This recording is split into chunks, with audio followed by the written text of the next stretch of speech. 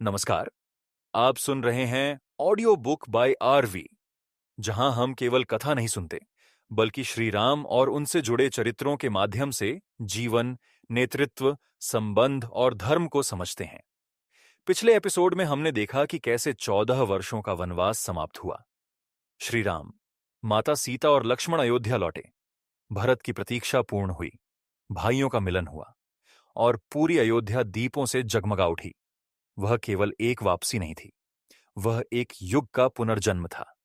अब समय है उस क्षण का जो इस पूरी यात्रा का उद्देश्य था, राम का राज्याभिषेक और राम राज्य की स्थापना। पर यह केवल एक राजा के सिंहासन पर बैठने की कथा नहीं है। यह उस आदर्श का प्रारंभ है जिसे सदियों से लोग याद करते हैं। राम राज्य, एक ऐसा राज्य जहां न्याय था, जहां भय नहीं था, जहां शासक स्वयं को सेवक मानता था, जहां धर्म केवल ग्रंथों में नहीं, जीवन में था। आज का एपिसोड भी हमें केवल अतीत नहीं बताएगा, यह हमें वर्तमान और भविष्य के लिए मार्ग भी देगा।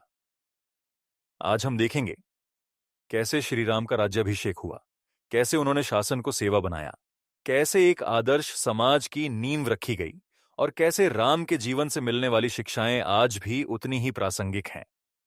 यह एपिसोड केवल कहानी का अंत नहीं है, यह शुरुआत है जीवन को बेहतर ढंग से जीने की। क्योंकि रामायण पढ़ने या सुनने के लिए नहीं, समझने और जीने के लिए है।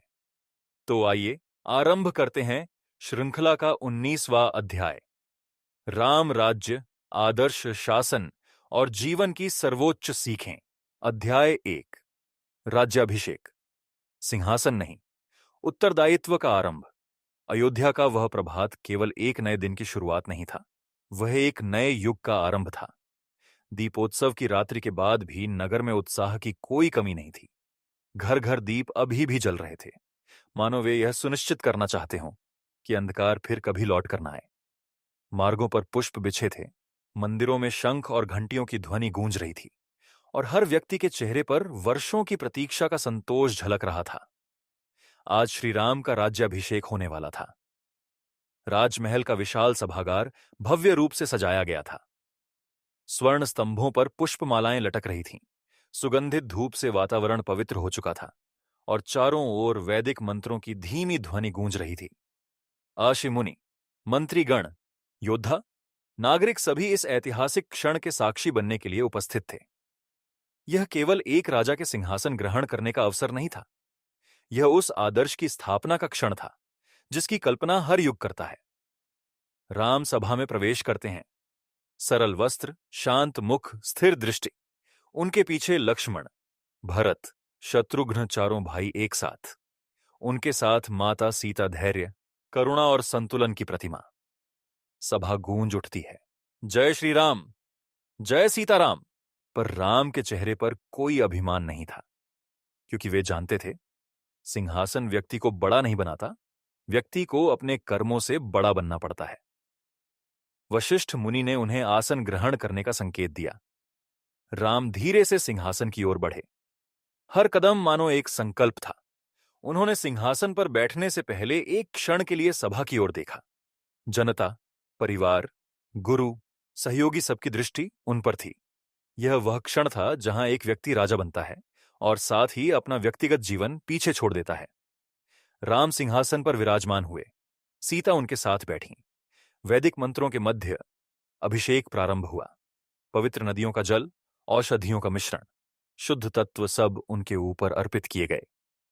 यह केवल एक धार्मिक अनुष्ठान नहीं था, बल्कि यह उस शुद्धता और उत्तरदायित्व का प्रतीक था जो एक शासक को धारण करना होता है।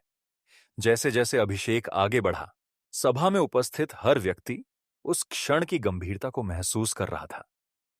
यह केवल उत्सव नहीं था, यह विश्वास का हस्तांतरण था। चारों भाइयों ने आगे बढ़कर राम के चरण स्पर्श किए।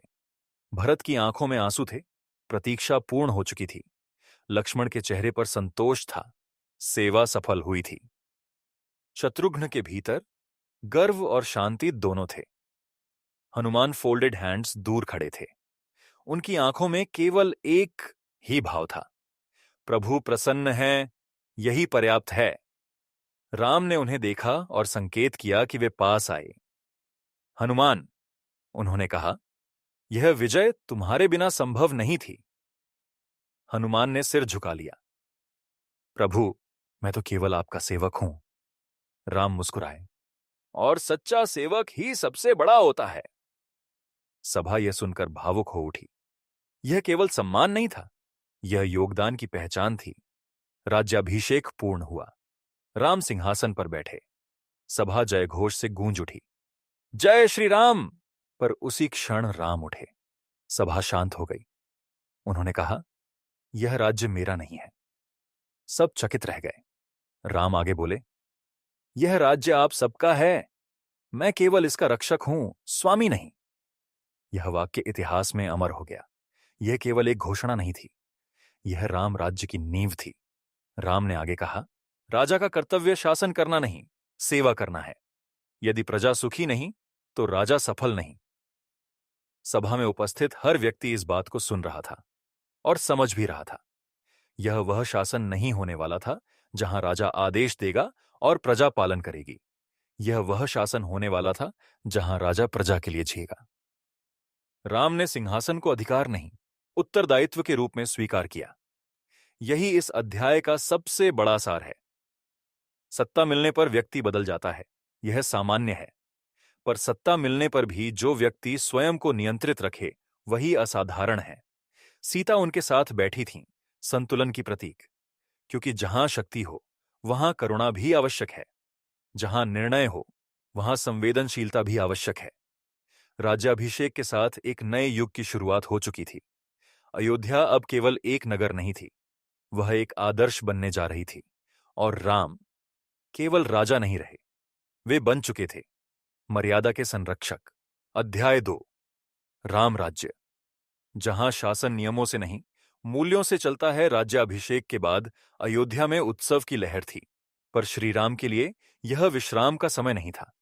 यह वह क्षण था जहां वास्तविक कार्य प्रारंभ होता है।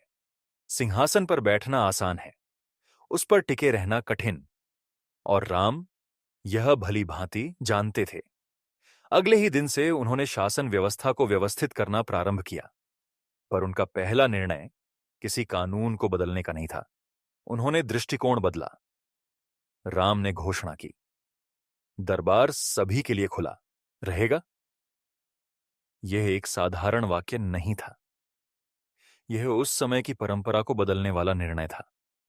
अब कोई भी व्यक्ति, चाहे वह किसान हो, व्यापारी हो, वृद्ध हो या स्त्री, सीधे अपनी बात राजा के सामने रख सकता था। यह विश्वास का निर्माण था। राम स्वयं दरबार में बैठते थे। वे केवल सुनते नहीं थे, ध्यान से सुनते थे। क्योंकि वे जानते थे, समस्या का समाधान तब तक नहीं हो सकता जब तक समस्या को समझा न जाए। एक दिन एक वृद्ध किसान दरबार में आया। उसने कहा, राजा, इस वर्ष वर्षा कम हुई है, हमारी फसल प्रभावित हुई है। राम ने तुरंत मंत्रियों की ओर देखा। समाधान क्या है? मंत्री कुछ कह पाते, उससे पहले राम बोले, प्रजा का कष्ट केवल उनका नहीं, हमारा भी है। सहायता की व्यवस्था की जाए। यह केवल निर्णय नहीं था, यह जिम्मेदारी का स्वीकार था। राम राज्य में न्याय केवल शब्द नहीं था, वह व्यवस्था था। विलंब नहीं होता था, भेदभाव नहीं होता था। यदि किसी के साथ अन्याय होता तो उसका समाधान तुरंत किया जाता। यही कारण था कि लोगों में भय नहीं था। रात के समय भी लोग निडर होकर चलते थे, क्योंकि उन्हें विश्वास था राजा जाग रहा है। राम ने अधिकारियों को स्पष्ट कहा, तुम्हारा पद अधिकार नहीं है, यह सेवा का माध्यम है। उन्होंने केवल आदेश नहीं दिए, उन्होंने उदाहरण प्रस्तुत किया। वे स्वयं अनुशासन में रहते थे। वे विलासिता में नहीं डूबे। वे समय का पालन करते थे। राजा जैसा होता है, राज्य वैसा ही बनता है। यह सिद्धांत राम राज्य में स्पष्ट दिखाई देता था। समाज में संतुलन स्थापित हुआ। किसान संतुष्ट थे, व्यापारी सुरक्षित थे, आशी मुनि शांत थे, परिवार स्थिर थे। पर सबसे महत्वपूर्ण, लोग संतुष्ट थे। और संतोष ही वास्तविक समृद्धि है। राम ने यह भी सुनिश्चित किया कि कोई भी व्यक्ति उपेक्षित न रहे। उन्होंने विशेष रूप से कमजोर वर्गों पर ध्यान दिया। जिसे सबसे अधिक आवश्यकता है, उसे सबसे पहले सहायता मिलनी चाहिए। यह सामाजिक न्याय का आधार है। राम राज्य में धर्म केवल पूजा तक सीमित नहीं था, वह व्यवहार में था। सत्य बोलना, न्याय करना, दूसरों का सम्मान करना, यह सब जीवन का हिस्सा बन गया। यह शासन नियमों से नहीं, संस्कारों से चल रहा था। राम ने यह भी समझा कि केवल बाहरी व्यवस्था पर्याप्त नहीं है। यदि लोगों के भीतर मूल्य नहीं होंगे तो व्यवस्था टिकेगी नहीं। इसलिए उन्होंने शिक्षा और संस्कार पर भी ध्यान दिया। बच्चों को केवल ज्ञान नहीं, आचरण भी सिखाया जाने लगा, क्योंकि आने वाला समाज उन्हीं पर निर्भर था। लक्ष्मण प्रशासन के कार्यों में सक्रिय थे। वे सुनिश्चित करते थे कि आदेश सही तरीके से लागू हों। भरत व्यवस्था और संतुलन संभाल रहे थे। वे आर्थिक और सामाजिक संतुलन बनाए रखते थे। शत्रुघ्न सुरक्षा और अनुशासन पर ध्यान दे रहे थे। यह एक संगठित प्रणाली थी, और यही किसी भी सफल शासन की पहचान होती है, व्यक्ति नहीं, प्रणाली मजबूत हो। राम ने यह भी सुनिश्चित किया कि कोई निर्णय अकेले न लिया जाए।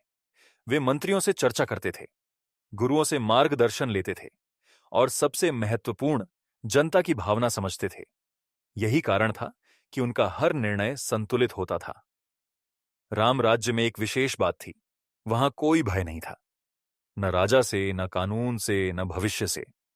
क्योंकि जब शासन न्यायपूर्ण हो तो भय की आवश्यकता नहीं रहती। राम ने कभी स्वयं को सर्वोच्च नहीं माना। वे स्वयं को उत्तरदायी मानते थे। यही अंतर है सत्ता और सेवा में।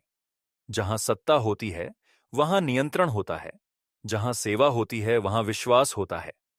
राम राज्य विश्वास पर खड़ा था, और यही कारण है कि वह केवल एक कालखंड नहीं बना, वह एक आदर्श बन गया।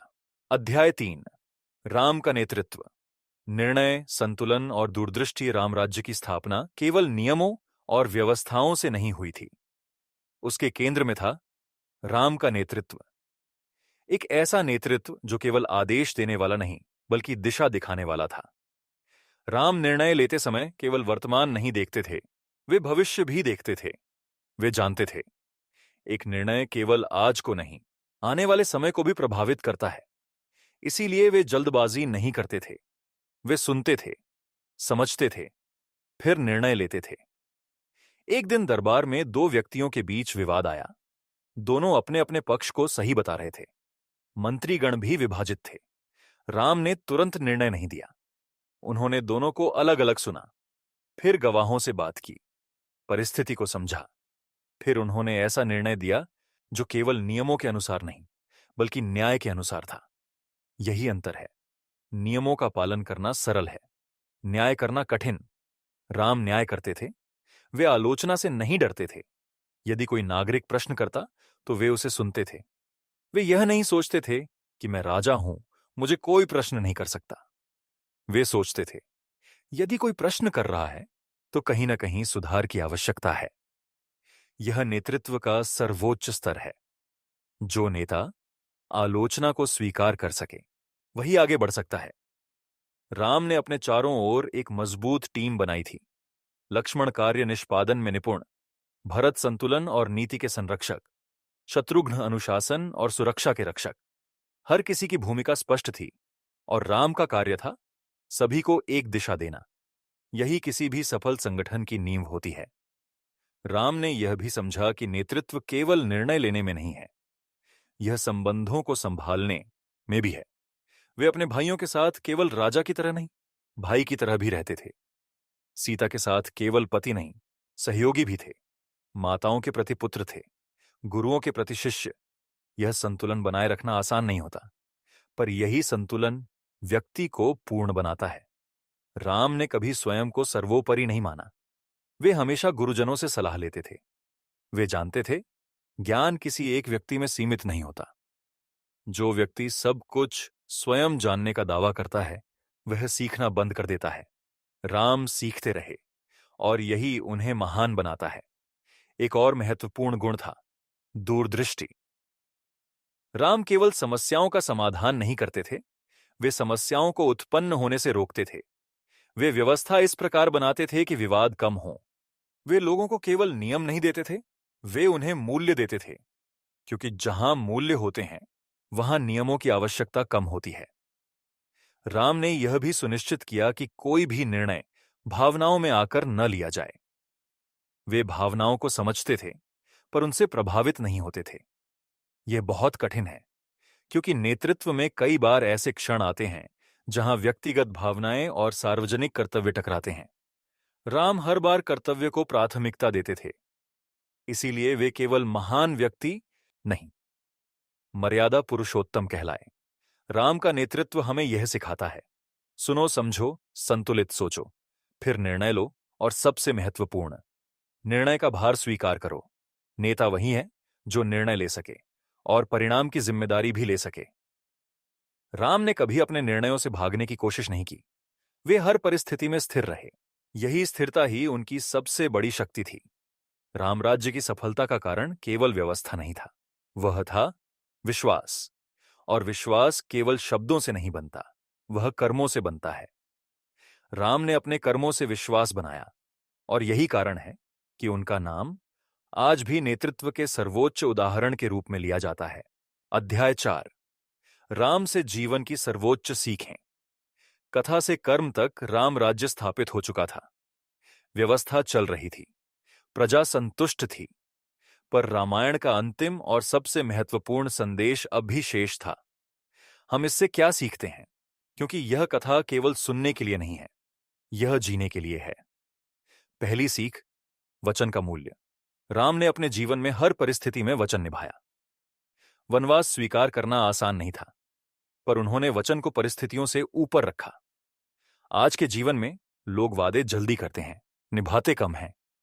राम हमें सिखाते हैं, विश्वास बनाने में समय लगता है, टूटने में नहीं। दूसरी सीख, धैर्य ही शक्ति है। 14 वर्षों का वनवास, सीता हरण, युद्ध, हर परिस्थिति में राम ने धैर्य रखा। उन्होंने जल्दबाजी में निर्णय नहीं लिया। आज की दुनिया में सब कुछ जल्दी चाहिए, पर सच्ची सफलता समय लेती है। जो धैर्य रखता है वही स्थायी जीत पाता है। तीसरी सीख, संबंधों का मूल्य। राम और लक्ष्मण का संबंध सेवा और निष्ठा। राम और भरत का संबंध त्याग और प्रेम। राम और सीता का संबंध विश्वास और सम्मान। रामायण हमें सिखाती है, संबंध केवल भावनाओं से नहीं चलते, वे जिम्मेदारी से चलते हैं। चौथी सीख, नेतृत्व सेवा है। राम ने कभी स्वयं को राजा नहीं माना, उन्होंने स्वयं को सेवक माना। आज के समय में अधिकांश लोग नेतृत्व को अधिकार समझते हैं, पर सच्चा नेता वह है जो दूसरों को आगे बढ़ाए। पांचवीं सीख, विनम्रता ही महानता है। रावण शक्तिशाली था पर अहंकारी था। राम शक्तिशाली थे पर विनम्र थे। अंत क्या हुआ? अहंकार गिरा, विनम्रता जीती। यह जीवन का सबसे बड़ा नियम है। छठी सीख, कर्तव्य सबसे ऊपर है। कई बार राम को ऐसे निर्णय लेने पड़े जो व्यक्तिगत रूप से कठिन थे, पर उन्होंने कर्तव्य को प्राथमिकता दी। यह आसान नहीं होता, पर यही सही होता है। सातवीं सीख, हर व्यक्ति के भीतर राम और रावण दोनों हैं। राम और रावण केवल इतिहास के पात्र नहीं हैं, वे हमारे भीतर भी हैं। जब हम सत्य चुनते हैं, हम राम के मार्ग पर चलते हैं। जब हम अहंकार चुनते हैं, हम रावण के मार्ग पर चलते हैं। निर्णय हमारा है। आठवीं सीख, जीवन कठिन होगा पर मार्ग स्पष्ट है। रामायण यह नहीं कहती कि जीवन आसान होगा, यह कहती है सही मार्ग हमेशा उपलब्ध है। राम राज्य केवल एक समय नहीं था, वह एक विचार है, एक आदर्श है, एक लक्ष्य है जिसकी ओर हर समाज बढ़ सकता है। राम का जीवन समाप्त नहीं होता, वह हर युग में प्रेरणा बनकर जीवित रहता है। और इसी प्रकार राम राज्य केवल अयोध्या तक सीमित नहीं रहा, वह एक विचार बनकर युगों तक फैल गया। यह कथा समाप्त नहीं होती, यह अब हमारे जीवन में आगे बढ़ती है। आज हमने उस चरण को देखा जहां कथा अपने चरम पर पहुंचती है। राम का राज्याभिषेक, आदर्श शासन और राम राज्य की स्थापना। पर यदि हम ध्यान से देखें तो यह अंत नहीं है। यही वह बिंदु है जहां रामायण वास्तव में शुरू होती है, हमारे जीवन में। राम राज्य केवल एक ऐतिहासिक घटना नहीं है, यह एक विचार है, एक आदर्श, जहां न्याय हो, जहां नेतृत्व सेवा हो, जहां संबंधों में निष्ठा हो, जहां निर्णय धर्म पर आधारित हों, और सबसे महत्वपूर्ण, जहां व्यक्ति स्वयं को सुधारने का प्रयास करे। राम ने हमें यह नहीं सिखाया कि जीवन सरल होगा। उन्होंने यह सिखाया कि कठिन परिस्थितियों में भी सही मार्ग चुना जा सकता है। अब प्रश्न यह नहीं है कि राम राज्य कैसा था। प्रश्न यह है, क्या हम अपने जीवन में उसका एक छोटा हिस्सा भी ला सकते हैं? यदि आपको यह पूरी रामायण श्रृंखला मीनिंगफुल लगी हो, तो इस वीडियो को लाइक जरूर करें। इस कथा को केवल अपने तक सीमित मत रखिए। इसे अपने परिवार और मित्रों के साथ शेयर कीजिए, ताकि राम के विचार अधिक लोगों तक पहुंच सकें। ऐसी ही गहराई वाली ऑडियो बुक के लिए हमारे channel audio book by RV को सब्सक्राइब करें और बेल आइकन दबाना न भूलें। हर रात 9 बजे नया एपिसोड आता है। और अब हम पहुंच चुके हैं इस श्रृंखला के अंतिम चरण पर। अगले एपिसोड में हम बात करेंगे राम से मिलने वाली 21 सबसे बड़ी जीवन सीख, मॉडर्न लाइफ गाइड। आपका समर्थन ही इस यात्रा की सबसे बड़ी शक्ति है। धन्यवाद। जय श्री राम।